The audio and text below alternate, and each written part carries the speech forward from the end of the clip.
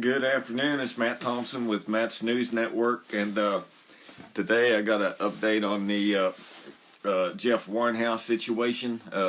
I don't really have anything more on the election than what you can all see.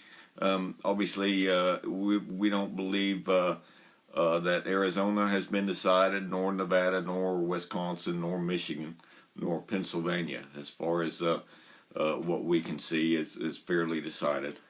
And that's all I can say. I think it just needs time to resolve all these issues going on with the election.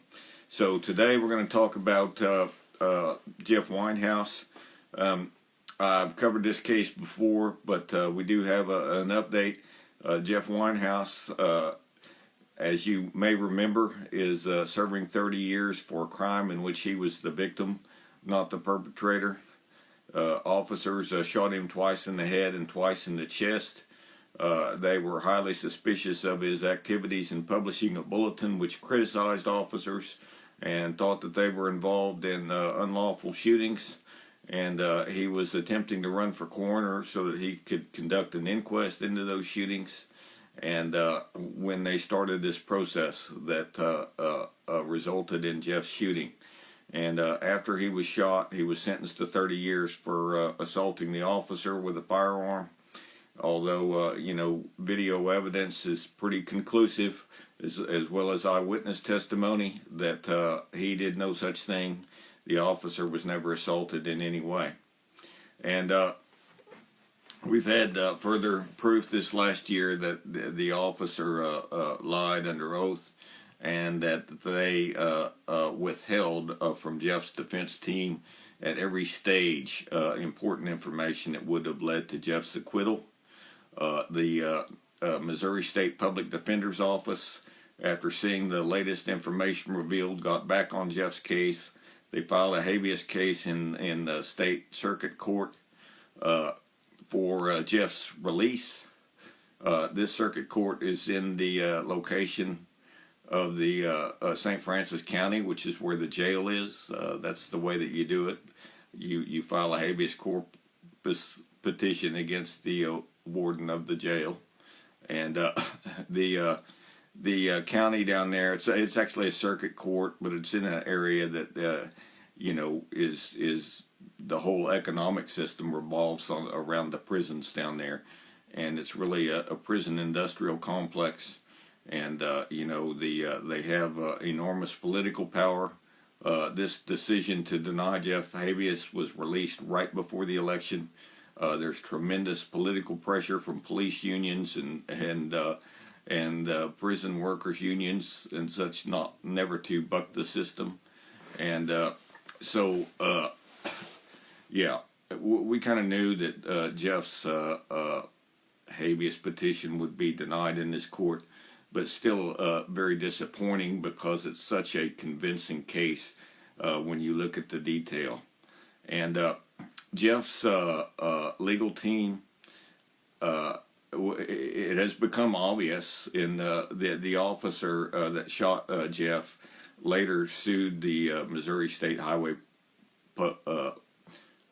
He later sued the Missouri State Highway Patrol for dismissing him. And it's become obvious that everything in that case revolves around his shooting of Jeff Weinhaus, and how the Missouri State Highway Patrol knew that it was wrong at the time. They relieved him of his duties, and after Jeff was convicted and his appeals were exhausted after 2 years, then they dismissed him. But in Jeff's latest habeas petition, they did file for the state to be required to release further information that is still under seal in that court case. And not only did the judge in this county down there in St. Francis deny Jeff's habeas petition, but he denied, basically committed further Brady violation, because we know that they're still sitting on information that would have led to Jeff's acquittal. We know where it is. They still have it. And yet they denied, once again, Jeff's defense the opportunity to see it. So we think there's a very strong case that Jeff is going to win his freedom on appeal. And, I'm hopeful that the result of all this will be, a reform of the system and, just the corruption involving the prosecutors and everyone involved in this case. The systemic cover-up that has occurred here is pretty shocking indeed. So we don't know how long that appeals process is going to take. It's not going to happen anytime quick, especially in the current environment. But we're hopeful that by next year we'll be able to get Jeff's release. We're also working on a documentary, and hopeful that that'll be coming out next year as well, where we really detail Jeff's whole story. And it is quite a shocking story indeed. So again, I know Jeff thanks all of you for his prayers and for your prayers and support. And he's praying for all of you. He's praying for our country, and he's in good health. He has some problems with his teeth right now, and hopefully the jail is going to do the right thing and help him remove some teeth. But in general, he's in good health and he's feeling okay. And, he just wants out, and he deserves to be out because he never committed any crime of any kind. And so that's the story. His habeas petition has been denied, but it will be appealed. His legal team had been preparing for this possibility, and they're going to make a very strong case. So thank you very much. We'll see you tomorrow.